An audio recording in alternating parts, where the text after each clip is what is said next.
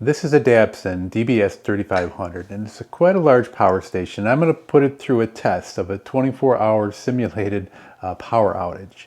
And basically what I want to power is my refrigerator, some TV, internet router, a little bit of the microwave, a little bit of the coffee maker, and just those essentials, and see how well we do in a 24-hour period.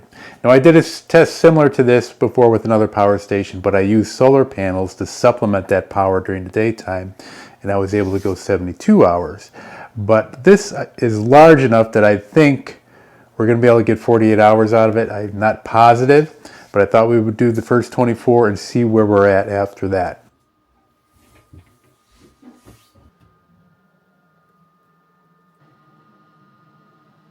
Now, Dabbsson may not be a brand that you've heard of before, but there are a lot of manufacturers out there that are trying to make a serious impression with the current competition of power stations out there, and there's a lot of them. I get a lot of emails from manufacturers wanting me to test out their product, and most of the time I ignore them, probably 95% of the time. And occasionally I'll see a model that I definitely want to test out, and it intrigues me. I check out some of the reviews ahead of time and make sure that I'm not going to waste your time or my time, but just to see what this is going to be capable of doing and if you're going to save money compared to a lot of the big boys. So right off the bat, let's just go over some of the basic features of this power station. First off is capacity. The capacity of this power station is 3,430 watt hours, which is a little bit bigger than most other power stations in this class. As I said, it is a Dabbsson 3500, and if you look at the front, you have your screen just like any other power station. It's going to tell you all kinds of detailed information of power coming in, power going out, what type of power you're using, either AC or DC. In the front are two USB-C ports. There are two 100 watt ports and then one 30 watt port. You also have three USB-A ports on the side here, two fast charging and one regular normal old USB port. And actually I like having that on a power station because a lot of my cameras have lower charging voltage and wattage, and sometimes when you're using these fast chargers or even the USB-C, that they won't charge because it's just not the right voltage and it's too much power, so it just doesn't bother charging at all. I usually have to find a USB-A like this one to charge my smaller cameras. There's the reset button if you're first going to set this up, especially if you're going to use the app and set it up with Wi-Fi. This will activate your USB ports, everything on the front. So let's get down to the meat and potatoes of this power station. Know that you have 4 AC outlets that are 20 amps each. Those will put out 2,400 watts.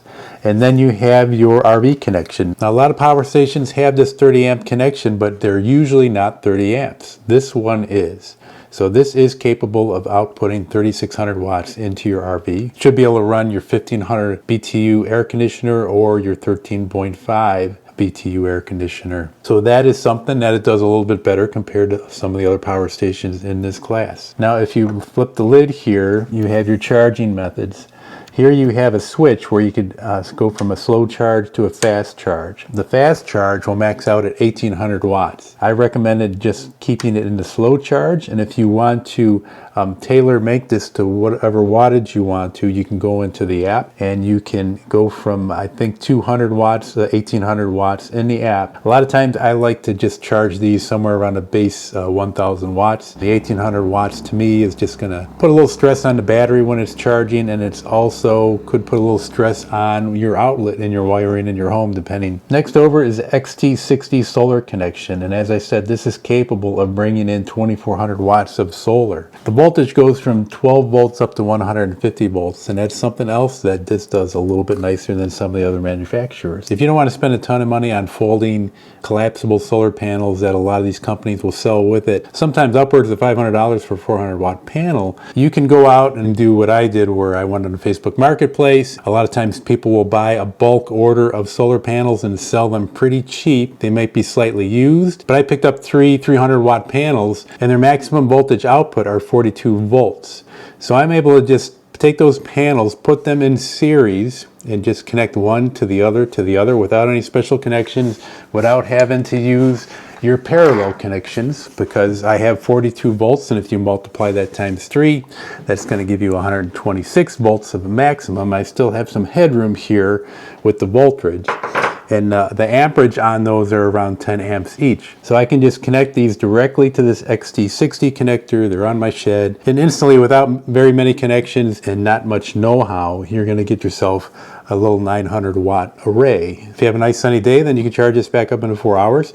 If you want to go with the full 2400 watts and make your own array for that, well, then you'd be able to charge this up on a nice sunny day in about an hour and a half.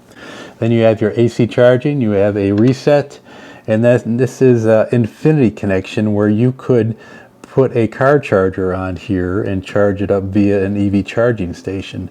If you didn't have solar panels, you had a power outage and you're using this for a period of time and you're getting down to, let's say, 10% of battery, you could unplug everything, unplug your refrigerator, run to an EV charging station, charge this thing back up pretty quick, and then return home and give you another 24 to 48 hours depending on what you're using it for. So all these connections are nice. I will test out the RV connection to see if you can actually run your air conditioner on my RV. And I have a finicky RV, so we'll see how that goes. All right, so that's your AC output. That is your charging options here. And then let's go on the other side. So on top here you have extra battery ports, so you can buy expansion batteries for this. And if you do buy a pair of these, you can hook them up together and create a 240 output. And then below here is basically all your DC outputs. Right up here it looks like a data port similar to an Ethernet connection. You have your on-off switch to turn the DC ports on. You have two 5521 barrel connections. You have your regular DC outlet like you would have in a car, a cigarette lighter type outlet. And then you have two Anderson outputs here. You have a 12 volt at 30 amps and a 24 volt at 15 amps. So that is pretty neat. That comes in handy with certain campers and RVs. All right, so what does the Dabbsson come with? Well, it comes with some nice packing material, and then in this box you get some accessories. So you get a nice instruction booklet, there's some warranty information. Speaking of the warranty, you get a 3-year warranty, plus you can extend it for 2 years if you register. There's a couple different solar cables in here. If you want to attach some in a parallel configuration, they do give you the cables for that. So you can add 2 sets of 2 panels. Their main solar connection, which I'll be using, is very heavy duty and it has the XT60 connector on it. Then lastly, your slowest method of recharging would be using your automobile and connecting that into your cigarette lighter. This unit is about 88 pounds. It does come with some good heavy-duty wheels. It's got some hardened rubber on there. It does have a nice luggage rack carrying handle to it that extends pretty far out. And I'm a little bit taller, so I like to have these a little bit longer. You don't have to go that long. Built pretty solid. It's got 2 handles on the side here. This is kind of reminiscent of like an EcoFlow type of design with the handles on the side. You definitely do need a design like this to lug this thing around if you're going to be picking it up and put it in the back of your truck or in the back of a vehicle. But I've been lugging it around. I brought it down here to Southern Ohio. I've had it in a pole barn, back and forth. It's not too bad to move around. Another thing this does that's a little bit better than most of the other power stations out there is this uses a semi-solid state lithium phosphate battery. EV grade batteries, and they're finding out that a lot of these EV grade batteries last longer than they originally thought they would, especially when they're put into automobiles. Dabbsson says that this battery will last up to 15 years. But let's get this 24-hour test started and see how this thing performs. So I've been hooked up here for about a half hour. I have the refrigerator hooked up, the microwave, the coffee maker, the TV. The TV's been on for a half hour, and also internet router and an Apple TV. And right now I'm at 97%. It's showing that there's a 135 watt draw. But I noticed that in the time remaining, it says 13 hours, and that shouldn't be right. So if you take the 135 and you multiply that times 13, the 13 hours, that gives you 1,768 watt hours, which is approximately half of what the rated capacity is of this power station. So I think what's happening here is there's a little math error inside, and it's not really reporting the amount of hours. It should say in the neighborhood of about 26. I'm going to keep an eye on this. We'll see how it goes overnight and into tomorrow. And we'll see if it's continually giving you half of that amount of time of the rated capacity or not. Probably could be solved with a firmware upgrade. I might try a few things, do the reset button after we do our test. For now, it just struck me a little odd. I still have faith that it's going to go for 26 hours at this rate. But for now, it's saying 13.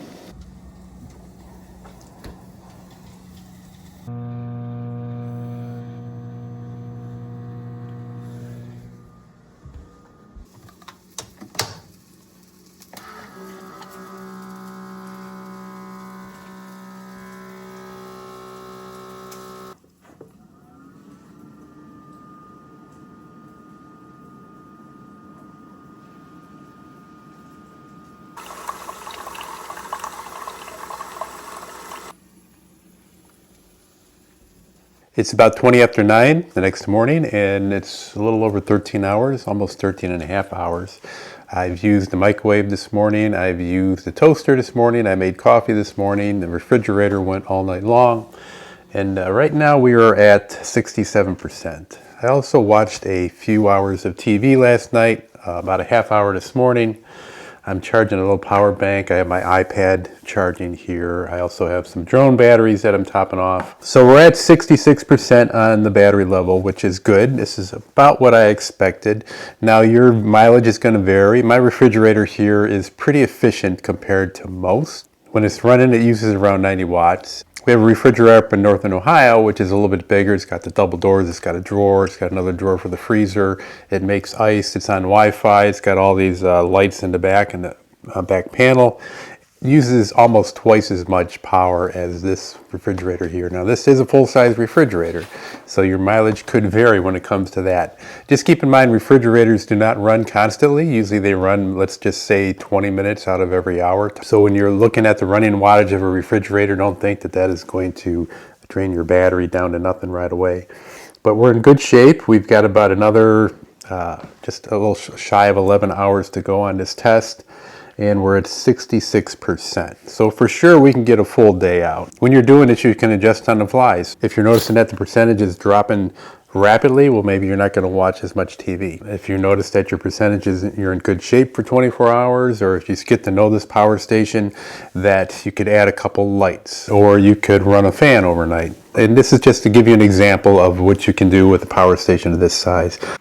As we got things going here, I got the multi-tester out. We'll just see what kind of voltage is coming out of the AC outlets. And we have 121 volts. And now we'll check the sine wave. And it's showing a good, clean, pure sine wave. So it looks good on that front. Okay. So this is the extent of the fan noise. Currently the refrigerator is running and the fan is slightly on. It doesn't run all the time. It clicks on and off maybe every half hour. All right, so we are at the 24-hour mark for running this power station, the Dabbsson 3500, and we made it with flying colors. Right now we are at 39%. So that was running the refrigerator. I used the microwave a couple times. I made some coffee in the morning, ran the TV for approximately 4 hours, plus the Apple TV and an internet router. I wanted to share this information with you. These tests are great. All power stations vary when it comes to capacity sizes and what they're best for. This was not supplemented with any sort of power whatsoever. It was just plugged in yesterday at 8 o'clock in the evening, and now it's 8 o'clock in the evening the next day, and this is where we're at. If this were an actual power failure, I now know I can run these things. Also, there's a little bit more headroom that if it's a 24-hour period, and a lot of times you don't know what it's going to be during a power failure. If I wanted to run a fan overnight, I could have did that. If I wanted to charge more devices, I could have did that. If I wanted to watch more TV than just 4 hours, I could have did that. Now, if it's going to be a longer incident, let's say you needed 48 hours, well then we would be close, and then if I cut out watching TV period, we'd probably make it. We'd probably make 48 hours with the refrigerator. Again, if you can supplement this with some solar power, this will extend your usage indefinitely as long as you have sunny days. But if you don't, it's still, you could take this to an EV charging station. You could take this to a friend's and borrow a couple wattage, charge it up in 1.5 to 2 hours, come back here, plug everything back in, and be good for another day, day and a half. All right, hopefully we'll have enough room here where these outlets are distributed, but I need to put that in. So I'm trying to use my car charger, and this is typical of a power station and some generators. These car chargers are very sensitive and need to have a ground, but usually you can bypass that by putting a little neutral grounding plug in, which I made myself. Couldn't squeeze it in here, but I'm just going to use an extension cord and throw it in here before we start charging up the vehicle. All right, so this will calculate what our capacity is once we get it started. I think we're all set to go. We've got 100% on the battery, and let us turn on our AC power.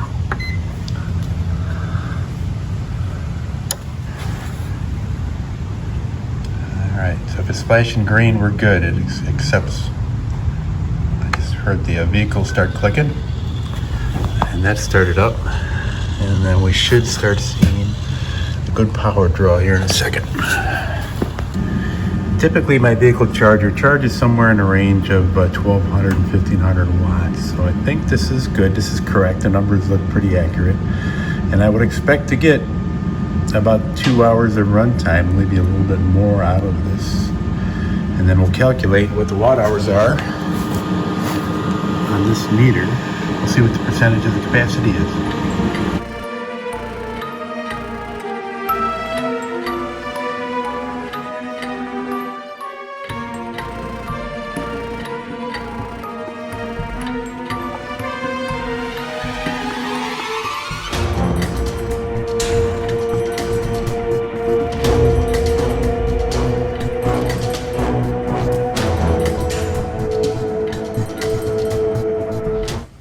Alright, so the battery's drained down to 0 and I got 2,954 watt hours of capacity. Now if I take that number and divide it by the overall capacity, 3,430, I get a percentage of 86%. Usually you want to see something better than 80, so 86 is good. 90 is usually exceptionally good, but this is a pretty good test. It also appears that little issue I had in Southern Ohio with the time remaining calculation, that was incorrect. After the machine was shut off and turned back on, everything seems to be working properly with those calculations. Okay, we're going to do an RV test really quick to see if we can run my air conditioner. I put the power station in the bucket of my tractor and I brought it just to the outside of the RV so I can see it out the window as I turn the AC on. Dabbsson right outside the window here. Kind of a weird setup, but I wanted to look at the monitor screen just to see what's going on. I do have a camera on there, but I think the way the lighting is, it might not pick up. I also have the app going. I'm going to try to switch on the air conditioner. Right now there is a draw of about 750 watts just because the converter is trying to charge my battery in the RV. So I'm going to switch this over from heat. Right now it says it's 72 degrees in here. And I'm going to turn it on cool and drop the temperature down to 60, which is as low as I can get the thermostat. So we'll see what this jumps to. I think I just heard the compressor pop on. I see the Dabbsson right around 1800 watts. And right now it's showing I have 94%. Okay, the wattage is settling down to 1600 watts. Now let's just say I was not charging the battery. Let me see if I can turn off the converter.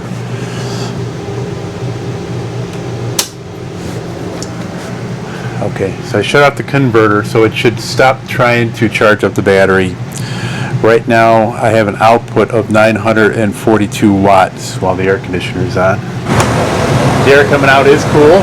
The air conditioner is definitely on. Okay, so running the air conditioner without the converter on, so without charging my battery and really nothing else on, this will go for about 2.7 hours, which is just shy of 3. We didn't start out at 100%. I started out at about 95% on the battery. So just to give you a little idea, you can run the air conditioner. I bet you right now we could run the microwave if we wanted to, or make some coffee. I don't know if I would do both at the same time, but it had no problem with the startup of the AC and continuing to run it. But now that it's settled down, our AC is using right around 1000 watts. If it was a little bit warmer outside, like up in the 90s and a hot sunny day, we'd be drawing more wattage. But today it's overcast, the temperature is right around 70, and it's not bad outside. You'll have to excuse the rain a little bit. It's raining on a metal roof up there, but just a few more things to touch upon here. That this can operate as an uninterrupted power supply. Dabbsson calls it an EPS, which means an emergency power supply. Also, I touched on the app briefly and covered a little bit of the interface and some of the video segments. There are a couple neat features to the app where you can add timers to it. So if you want to have it charged at a specific time, you can set a timer for that.